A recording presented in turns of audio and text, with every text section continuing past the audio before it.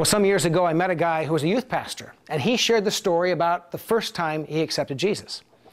And he actually tells about being about 7 years old. His brother had become a Christian, gone away to this camp, heard about Jesus, became a Christian, came home, and he wanted to witness to his little brother, to a 7-year-old little brother. And so his big brother came home, and he went in the kitchen, turned on the oven as hot as he could, let it run for about an hour or so. And he said to his little brother, this guy who was his pastor, said, "Bobo, come in the kitchen."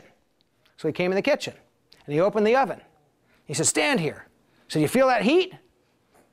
He said, "Yeah." He said, "Well, hell's going to be a lot hotter than that. You don't want to spend..." He says, "You don't want to spend forever there, do you?" And Bobo said, "No." And he said, "Then you need Jesus. Do you want to pray right now?" And he said, "Sure I do."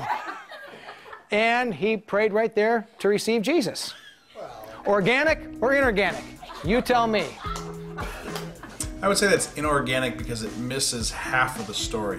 It focuses on the afterlife and what happens when we die, but he missed the whole part of a relationship here and now as we live our lives here on this earth, and the benefit, the peace, the wonderful relationship we can have with Jesus while we still are alive.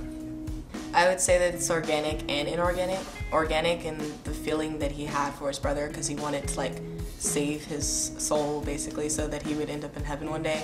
But maybe inorganic in the way he went about it. It was a little tough in a way. So yeah. I'd say that's inorganic. God said that he so loved the world. And I think that when Jesus comes, it's about what he gives to us.